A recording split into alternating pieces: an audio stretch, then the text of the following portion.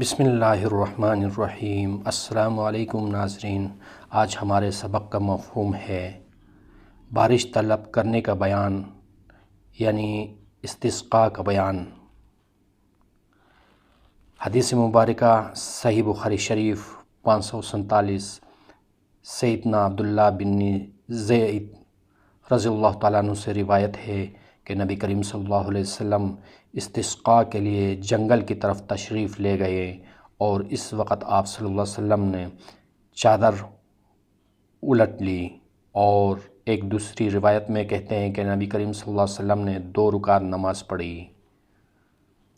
نبی کریم صلی اللہ علیہ وسلم کا بد دعا دینا کہ یا اللہ اس پر ایسی قحط سالی ڈال جیسی یوسف کے عہد کی قحط سالی تھی۔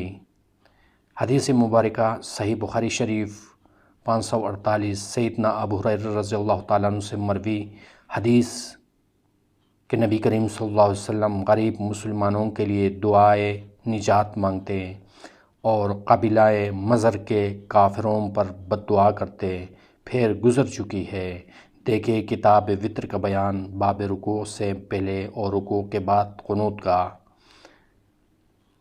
اے اللہ قبیلہ غفار کو معاف فرما دے اور اسلم قبیلہ اسلم کو سلامت رکھ۔ ابن ابو زناد نے اپنے باپ سے روایت کرتے ہوئے کہا کہ یہ سب صبح کی نماز میں تھا۔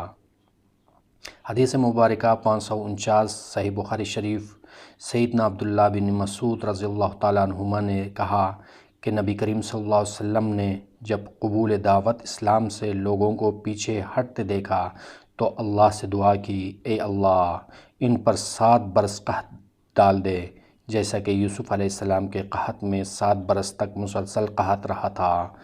پس قحط نے انہیں آ لیا، جس نے ہر قسم کی رویادگی کو نیست و نابود کر دیا، حتیٰ کہ لوگوں نے کھالے اور مردار اور سڑے جانور کھانا شروع کر دیے۔ بھوک کی وجہ سے ضعیف اس قدر ہو گیا کہ جب کوئی ان میں سے آسمان کی طرف دیکھتا تو اس کو دھواں سا دکھائی دیتا۔ پس ابو سفیان جو اس وقت تک اسلام نہیں لائے تھے، آپ صلی اللہ علیہ وسلم کی خدمت میں حاضر ہوئے اور عرض کی کہ اے محمد صلی اللہ علیہ وسلم، آپ تو اللہ کی بندگی اور صلہ رحمی کا حکم دیتے ہیں، اور بے شک کہ آپ صلی اللہ علیہ وسلم کی قوم کے لوگ ہیں جو مارے بھوکے مرے جا رہے ہیں۔ آپ صلی اللہ علیہ وسلم اللہ سے ان کے لیے دعا کیجئے۔ پس اللہ نے فرمایا، اے نبی تم اس دن کا انتظار کرو جس دن آسمان ایک صریح دھواں ظاہر کرے گا۔ اگر ہم ان کافروں سے عذاب دور کر دے تو یہ پھر بھی کفر کریں گے، اس کی سزا اس کو اسی دن ملے گی جس دن ہم ایک سخت گرفت میں ان کو پکڑ لیں گے۔ ابن مسعود رضی اللہ تعالیٰ عنہما نے کہا بادشاہ یعنی پکڑ بدر کے دن ہوئی، اور بے شک سورہ دخان میں دہان دھواں اور بادشاہ پکڑ اور سورہ روم کی آیات میں جو ذکر ہے سب واقع ہو چکے ہیں۔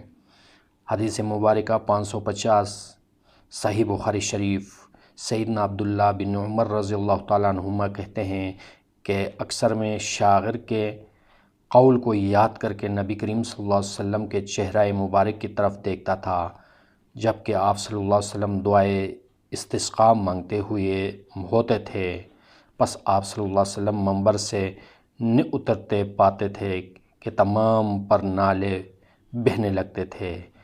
وہ قول شاعر کا یہ ہے، گورا ان کا رنگ وہ حامی یتیموں بیواؤں کے، لوگ پانی مانگتے ہیں ان کے منہ کے صدقے سے، اور یہ ابو طالب کا کلام ہے۔ حدیث مبارکہ 551 سیدنا عمر بن خطاب رضی اللہ تعالیٰ عنہ سے روایت ہے کہ جب لوگ قحط زدہ ہوتے تو امیر المومنین عمر بن خطاب رضی اللہ تعالیٰ عنہ سیدنا عباس بن عبد المطلب رضی اللہ تعالیٰ عنہ کے ذریعے سے بارش برسانے کی دعا مانگتے، کہتے کہ اے اللہ پہلے ہم اپنے نبی کریم صلی اللہ علیہ وسلم کے ذریعے سے دعائے استسقاء کیا کرتے تھے اور تو بارش برسا دیتا تھا۔ اب ہم اپنے نبی کریم صلی اللہ علیہ وسلم کے چاچا کے ذریعے سے دعا کرتے ہیں، پس آپ بھی بارش برسا دیں۔ سیدنا انس رضی اللہ تعالیٰ عنہ کہتے ہیں کہ بارش برسنے لگتی تھی۔ جامع مسجد میں بھی بارش کی دعا مانگنا کیسا ہے؟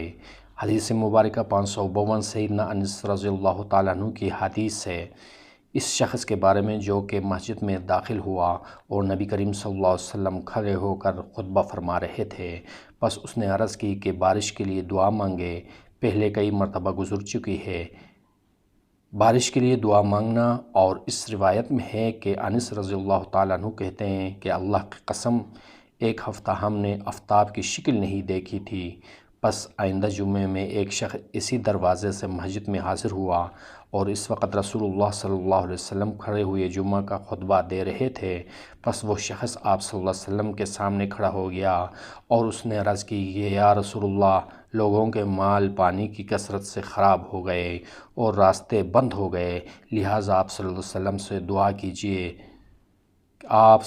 آپ اللہ تعالیٰ سے دعا کیجئے کہ بارش کو روک دے۔ پس رسول اللہ صلی اللہ علیہ وسلم نے اپنے دونوں ہاتھ اٹھائے، اس کے بعد کہا اے اللہ ہمارے آس پاس بارش برسا اور ہم پر نہ برسا، ٹھیلوں، پہاڑیوں، میدانوں، وادیوں اور درختوں کے جڑوں میں بارش برسا۔ سیدنا انس رضی اللہ تعالیٰ عنہ کہتے ہیں کہ نبی کریم صلی اللہ علیہ وسلم کے یہ کہتے ہی بارش بند ہو گئی اور ہم لوگ دھوپ میں چلنے پھرنے لگے۔ جمعہ کے دن کا خطبہ جبکہ قبلہ کی طرف منہ نہ ہو، بارش کی دعا مانگنا۔ حدیث مبارکہ 553 صحیح بخاری شریف سیدنا انس رضی اللہ تعالیٰ عنہ ہی سے روایت ہے کہ فرماتے ہیں کہ پس رسول اللہ صلی اللہ علیہ وسلم نے دوران خطبہ کھڑے ہوئے اپنے دونوں ہاتھ اٹھائے اور کہا کہ اے اللہ بارش برسا دے، اے اللہ بارش برسا دے، اے اللہ بارش برسا دے۔ نبی کریم صلی اللہ علیہ وسلم نے استسقاء میں لوگوں کی طرف اپنی پیٹھ کس طرح پھیر لی؟ حدیث مبارکہ 554 عبداللہ بن زید رضی اللہ تعالیٰ عنہ کی حدیث استسقاء کے بارے میں پہلے گزر چکی ہے، دیکھیے باب استسقاء کا بیان۔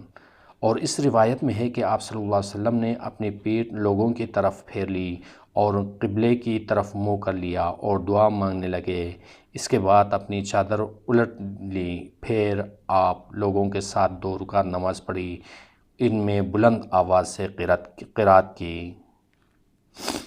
امام کا استسقاء کی دعا میں اپنا ہاتھ اٹھانا کیسا ہے؟ حدیث مبارکہ 555 سیدنا انس بن مالک رضی اللہ تعالیٰ عنہ کہتے ہیں کہ نبی کریم صلی اللہ علیہ وسلم اپنے دونوں ہاتھ اس قدر بلند کسی دعا میں نہیں اٹھاتے تھے جتنے دعائے استسقاء میں، اور آپ صلی اللہ علیہ وسلم استسقاء میں ہاتھ اس قدر بلند اٹھاتے تھے کہ آپ صلی اللہ علیہ وسلم کی دونوں بالوں کی سفیدی دکھائی دیتی تھی۔ صدق اللہ العظیم۔ اللہ تبارک و تعالی ہم سب کو نیک بننے کی توفیق عطا فرمائے۔ جزاکم اللہ خیراً کثیرا۔